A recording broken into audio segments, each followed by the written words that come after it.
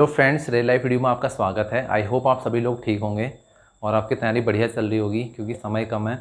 तो आप लोग बहुत सारे क्वेश्चंस कर रहे हैं, कमेंट कर रहे हैं एग्ज़ाम से रिलेटेड। कुछ इंपॉर्टेंट कमेंट्स, कुछ क्वेश्चंस मैंने आप लोग के आज उठाए हुए हैं, तो उनका आंसर देने का आप लोग को मैं आज क्लियर करूँगा उनके आंसर। तो एग्ज़ाम से रिलेटेड ही हैं, कुछ एग्ज़ाम से रिलेटेड डाउट हैं, कुछ अदर डाउट्स हैं। तो अभी मुझे समय मिला, जैसे कि मैंने आप लोगों से सुबह ही कहा था कि जैसे कि मैं ड्यूटी से आऊँगा तो शाम में आजकल क्या होता है कि दिन की ड्यूटी चल रही है, फिर सुबह जल्दी जाना पड़ता है और शाम को फिर देर हो जाती है, तो इस वजह से समय नहीं मिल पाता है। लेकिन अभी समय मेरा आज जल्दी भी आ गया था, थोड़ा सा जल्दी आ गया था, आधा घंटा तो समय मिल गया है। तो कुछ क्वेश्चंस हैं मैंने आप लोग के पिक किए हुए हैं, नोट डाउन किए हुए हैं इस पर।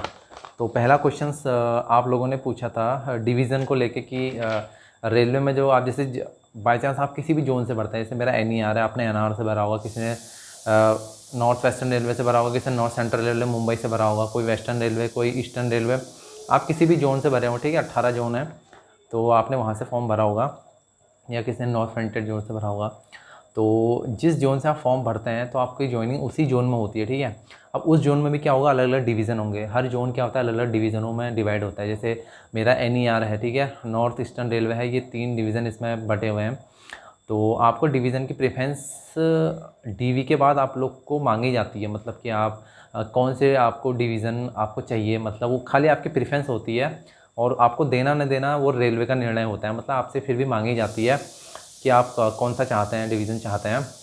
और बात रही आपकी पोस्ट प्रेफरेंस को लेके, तो हमें तो पोस्ट प्रेफरेंस का कोई ऑप्शन नहीं दिया था DV में कि पोस्ट प्रेफरेंस चेंज करने का। तो पोस्ट प्रेफरेंस जो हमारा पहले से था वही, उसी पोस्ट प्रेफरेंस के हिसाब से हाँ हमें बाद में हमारी जो लिस्ट निकली उसमें उसी के हिसाब से पोस्ट दी गई।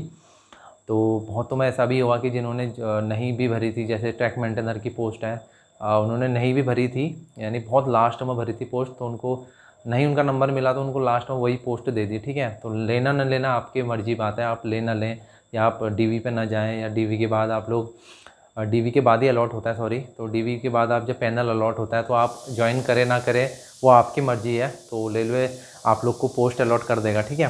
तो डिवीज़न आपको उसी डिवीज़न में आपको डिवीज़न आपसे प्रेफरेंस चॉइस मांगी जाती है, ठीक है। तो मेरा जैसे NER था तो मैं इज्जत नगर मैंने पहले में लिखा था, और दूसरे में मैंने लखनऊ लिखा था, और तीसरे में, ठीक है, मैंने बनारस लिखा था। तो इस तरीके से मैंने प्रेफरेंस लिखी हुई थी। तो मेरा बाय लक मुझे इज्जत नगर ही मिल गया था, क्योंकि मेरा घर से नज़दीक, आप लोग भी अगर कभी इस टाइप से भरेंगे तो घर से नज़दीक भरें, मतलब दूरी के हिसाब से देख लेंगे कौन सा हमारा दूरी नज़दीक पड़ रहा है। गूगल पे सर्च कर लें, अभी तो नहीं, अभी बहुत टाइम है, जब बात की बात है। आप लोग का डाउट क्लियर करना था। दूसरा था कि रेलवे हॉस्पिटल आप लोग, यानी हॉस्पिटल आप लोग चूज़ करते हैं तो जोन के हिसाब से ही, जोन में आप जब जाएंगे तो डिवीज़न के आपका रेलवे हॉस्पिटल होते हैं, ठीक है। हर डिवीज़न में रेलवे हॉस्पिटल होता है एक, ठीक है। जैसे इज्जत नगर का रेलवे हॉस्पिटल होगा एक, लखनऊ का एक रेलवे हॉस्पिटल होगा, ठीक है। बनारस का अलग होगा, जितने भी डिवीज़न है ऑल ओवर इंडिया में सबका एक हॉस्पिटल होगा, ठीक है। तो आपसे प्रेफरेंस मांगी जाती है कि आप कहाँ मेडिकल देना चाहते हैं, ठीक है। हॉस्पिटल की मतलब कौन से डिवीज़न में देना चाहते हैं। तो मेरा इज्जत नगर नज़दीक पड़ता था तो मैंने इज्जत नगर भर दिया कि मुझे इज्जत नगर रेलवे हॉस्पिटल में चाहिए, तो फिर मेरे को इज्जत नगर रेलवे हॉस्पिटल ही मिल गया था। और ज़रूरी नहीं है कि आपने जो भरा है आपको वही मिले, क्योंकि मेरे एक दोस्त ने भी इज्जत नगर भरा था लेकिन उसको वहाँ बनारस में मिल गया था, ठीक है। तो कहीं भी दे देते हैं, ऐसा कुछ नहीं है, लेकिन आप मैक्सिमम चांस होता है कि आपको मिल ही जाता है हॉस्पिटल आपके घर के हिसाब से, दूरी के हिसाब से। क्योंकि ऐसा होता है कि एक हॉस्पिटल को लिमिटेड नंबर ऑफ़ कैंडिडेट दिए जाते हैं कि इतने कैंडिडेट वहाँ बांट दिए जाते हैं कि इतने कैंडिडेट यहाँ, वो DV के बाद की कहानी है, ठीक है। सब ये चीज़ DV में होता है। और एग्ज़ाम डेट को लेके कन्फ्यूज़न है, जैसे कि रेलवे कह रहा था कि हम अगस्त में एग्ज़ाम कराएंगे, तो बहुत सारे बच्चे कन्फ्यूज़न है कि अगस्त में एग्ज़ाम होगा नहीं होगा। तो अगस्त में आप लोग का भी लास्ट में आपकी कुछ ना कुछ नोटिफिकेशन आ जाएगा एग्जामिनेशन से रिलेटेड। अगस्त में अगर कंफर्म अगस्त में ही होना होगा तो अगस्त में आपका कुछ ना कुछ ज़रूर अपडेट आ जाएगा अगस्त से पहले। और जोन ट्रांसफ़र की बात हो रही है, ट्रांसफ़र में आप लोग देख लीजिएगा, आप जिस जोन में जाएंगे, जैसे मान लीजिए आप बहुत से बच्चे साउथ में भर देते हैं, साउथ वाले जोन भर लेते हैं, दक्षिण वाले रहते हैं वो उत्तर प्रदेश में, आप भर देते हैं बिल्कुल नीचे, ठीक है। तो आपको वहीं ड्यूटी जाना पड़ेगा जहाँ से आपने भरा है, ठीक है। चाहे आप कोई भी फॉर्म भरिए, ग्रुप NTPC में भी भरेंगे तो आपको तो भी वहीं जाना पड़ेगा, ग्रुप D में भी वहीं जाना पड़ेगा। रेलवे का ये नियम है, जिस जोन से आप फॉर्म भरेंगे आपको उसी जोन में ड्यूटी मिलेगी, उसी जोन में आप लोग को जॉब मिलेगी, ठीक है। बाद में आप लोग क्या कर सकते हैं, म्यूचुअल आ सकते हैं। शुरू में थोड़ा ट्रांसफ़र लेना टफ़ होता है, क्योंकि आप तुरंत ज्वाइनिंग करते हैं उसके बाद आपका ट्रांसफ़र नहीं इतना मतलब ईजी नहीं होता है ट्रांसफ़र लेना। लेकिन अगर आप लोग को म्यूचुअल मिलता है या म्यूचुअल आप लोग कोई मिल जाता है आप लोग को, तो आपका ट्रांसफ़र हो जाता है, ठीक है, म्यूचुअल के थ्रू। और बाकी ट्रैकमैन वाले पूछ रहे हैं कि सर ट्रैकमैन में ज़्यादा, ट्रैकमैन के बारे में बता दीजिए, ट्रैकमैन को किस तरीके से ट्रैकमैन में आगे बढ़ें। तो ट्रैकमैन का जो काम होता है थोड़ा वर्कलोड वाला काम होता है, ठीक है। अभी भी जितने भी लोग ट्रैकमैन में काम है तो हार्ड वर्क वाला काम होता है उसमें ट्रैकमैन में। तो बहुत सारे जो बच्चे होते हैं जैसे लगता है कि हाँ नहीं कर पाएंगे तो छोड़ के चले भी जाते हैं, लेकिन जॉब की ऐसी क्राइसिस है तो काम भी कर रहे हैं, अभी भी कर रहे हैं, ठीक है। तो ट्रैकमैन के बाद भी आप लोग प्रमोशन ले सकते हैं ट्रैकमैन में। तो ट्रैकमैन को फ़िलहाल स्टेशन मास्टर वगैरह के लिए एलडीसी में वो नहीं अप्लाई कर सकते हैं, जीडीसी से अप्लाई कर सकते हैं स्टेशन मास्टर के लिए, लेकिन एलडीसी में उनको नहीं बैठने दिया जाता है, ठीक है। तो अभी ट्रैकमैन के लिए नहीं है, लेकिन हो सकता है अगर आने वाले समय में ऐसा कोई नियम बने तो थोड़ा सा टफ रहता है। बाकी वो जेई वगैरह बन सकते हैं अपने एलडीसी के थ्रू, अगर आप लोग के पास क्वालिफ़िकेशन है तो, ठीक है। तो थोड़ा सा ये चीज़ मैं आप लोग को बता दूं। और अप्रेंटिस वाले बच्चे ध्यान रखें, अप्रेंटिस का जो लिंक ओपन हुआ है आप लोग का, मार्क्स ग्रेड वगैरह आप लोग का भर लें आप लोग। अगर आप लोग नहीं भरते हैं अपने मार्क्स, लिंक अभी मिला है अप्रेंटिस वाले बच्चों के लिए कह रहा हूँ, वो अगर नहीं फिल करते हैं अपने मार्क्स वगैरह, नहीं डिटेल्स देते हैं तो उनको इस चीज़ का बेनिफिट नहीं मिलेगा आप लोग को बाद में, ठीक है, कट ऑफ में। तो अगर आप चाहते हैं कि आप लोग को बेनिफिट मिले अप्रेंटिस का, अप्रेंटिस आप लोग किए हुए हैं तो आप लोग अप्रेंटिस का देख लें इस तरीके से, ठीक है। आप लोग को लिंक मैं डिस्क्रिप्शन में दे दूँगा, ठीक है। 31 जुलाई तक आप लोग का वही लिंक खुला हुआ है, तो आप तब से पहले ठीक है आप लोग को अपना मार्क्स वगैरह सब क्लियर कर देना है, रजिस्ट्रेशन नंबर जो भी आप लोग का, ठीक है, सर्टिफिकेट नंबर है, सब सही डिटेल आप लोग डालिएगा, कुछ भी गलत आप लोग मत डालिएगा, क्योंकि आप कुछ भी गलत डिटेल डालेंगे रेलवे डीवी में आप लोग को पकड़ लेगा, ठीक है। तो रेलवे डीवी में सब पकड़ लेता है, कोई भी गलती हो आप लोग की वहाँ चेकिंग होती है, पूरा स्टाफ होता है चेक करने के लिए, तो वो छोटी छोटी गलतियाँ भी आप लोग की पकड़ लेते हैं, ठीक है। तो बिल्कुल एकदम सही और सटीक जानकारी अपने बारे में दें, ठीक है। इसमें मार्क्स को लेकर कुछ बड़ा चढ़ा के मत डालिएगा, अच्छे से बिल्कुल सही तरीके से आप लोग डालिएगा, ठीक है। तो ये सारी चीज़ें मैंने आप लोग को क्लियर कर ली। जो आप बुक देख रहे हैं ये स्पीडी पब्लिकेशन की बुक है, 15 अप्रैल की बुक है ये, 15 अप्रैल तक की, 2022 तक की।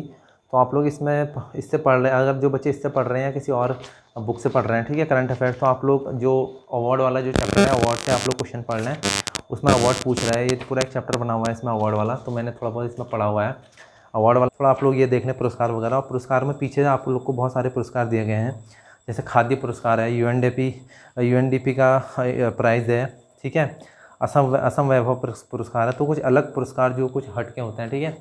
बाकी पुरस्कार जो इम्पोर्टेंट है वो तो पढ़ के जाना ही जाना, ठीक है। तो करंट अफेयर्स का भी रट्टा मारना शुरू करो, छोटी सी बुक है, ठीक है, 90-100 रुपये की, इसको पूरा रट्टा मार दो, एकदम बढ़िया से रट्टा मारो इसको प्रैक्टिस करो, ग्रुप डिस्कशन करो इस बुक के साथ, या कोई और बुक है आपके पास ईडीयू की है तो उसके साथ करो, तो बिल्कुल एकदम बढ़िया से आप लोग ग्रुप डिस्कशन करके, अकेले भी पढ़ते हैं तो बढ़िया से आप लोग इसको रट्टा मार लो करंट अफेयर्स का इससे, ठीक है। बाकी बेस्ट ऑफ लक, आप लोग इससे पढ़ रहे हैं या कोई अदर बुक से पढ़ रहे हैं तो ऐसे होप करके जाइए कि हाँ बुक से सही आए आपका, ठीक है। और थोड़ा साइंस में आप लोग साइंस का पेपर कह रहे हैं बच्चे, कुछ पेपर तो 60 से 65% मैं मानता हूँ कि आप लोग का जो जनरल स्टैटिक जो बुक है आपके पास पहले से हैं उसमें से पूछा जाएगा, कुछ जाकर डीप जाकर साइंस के क्वेश्चन पूछ सकता है। तो वाईसीडी के सारे क्वेश्चन आप लोगों ने अभी तक क्वेश्चन लगा लिए होंगे, आई होप, मैं ऐसी उम्मीद करता हूँ। उसके बाद आप लोग मैंने जहाँ तक बताया है तो लाइट वाला चैप्टर आप लोग फिजिक्स से ज़रूर पढ़ लें, लाइट से क्वेश्चन कुछ न्यूमेरिकल पूछे जाते हैं, कुछ उससे अंदर जाके लेंस वगैरह से क्वेश्चन, मिरर से वगैरह से क्वेश्चन पूछे जाते हैं, ठीक है, वो आप लोग फिजिक्स में पढ़ लें। बाकी केमिस्ट्री में मेटल और नॉन मेटल वाला चैप्टर आप लोग अच्छे से पढ़ लें, ठीक है, उसमें थोड़ा डीप जाके क्वेश्चन पूछ लेगा, ठीक है। नॉन मेटल और मेटल जो क्वेश्चन है वो चैप्टर है क्लास 10 से रिलेटेड है, जैसे कि मैंने इससे पिछले वाले में पीरियोडिक टेबल के लेकर बताया था आप लोग को।